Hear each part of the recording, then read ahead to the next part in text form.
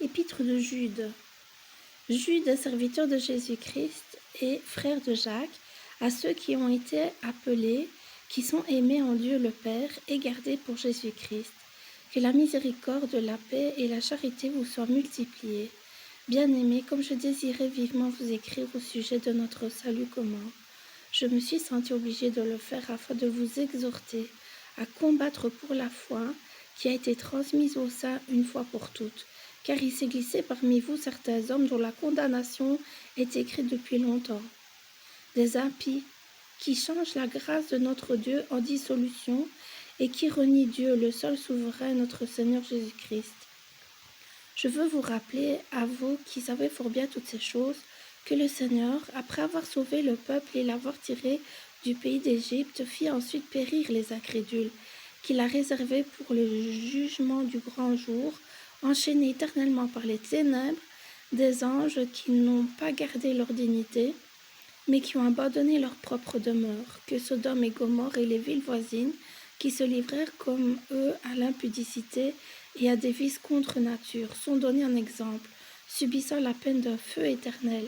Malgré cela, ces hommes aussi, entraînés par leur rêverie, souillent pareillement leur chair, méprisent l'autorité et injurient les gloires. Or, l'archange Michel,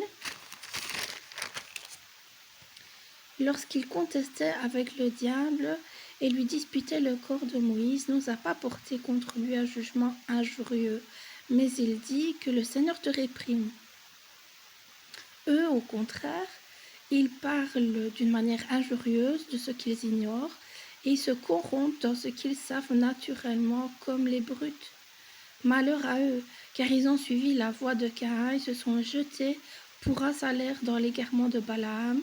Ils se sont perdus par la révolte de Corée. Ce sont des taches dans vos agapes, faisant impudemment bonne chère, se repaissant eux-mêmes.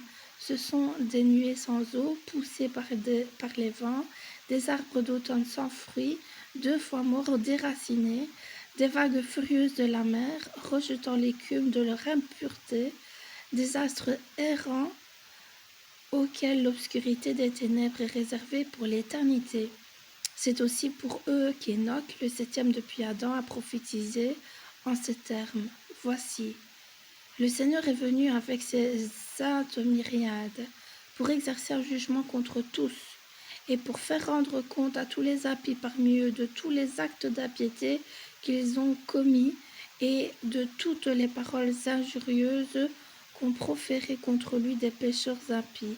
Ce sont des gens qui murmurent, qui se plaignent de leur sort, qui marchent selon leur convoitise, qui ont à la bouche des paroles hautaines, qui admirent les personnes par motif d'intérêt. Mais vous, bien-aimés, souvenez-vous des choses annoncées d'avance par les apôtres de notre Seigneur Jésus-Christ. Ils vous disaient qu'au dernier temps, il y aurait des moqueurs marchant selon leur convoitise impie. Ce sont ceux qui provoquent les divisions, hommes sensuels, n'ayant pas l'esprit. Pour vous, bien-aimés, vous édifiant vous-même sur votre très sainte foi et priant par le Saint-Esprit, maintenez-vous dans l'amour de Dieu, en attendant la miséricorde de notre Seigneur Jésus-Christ pour la vie éternelle. Reprenez les uns, ceux qui contestent, sauvez-en d'autres en les arrachant du feu, et pour d'autres encore, ayez une pitié mêlée de crainte, haïssant jusqu'à la tunique souillée par la chair.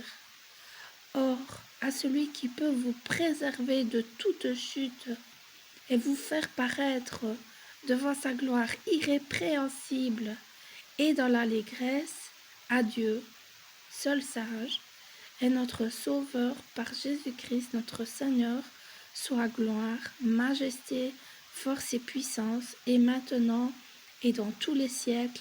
Amen.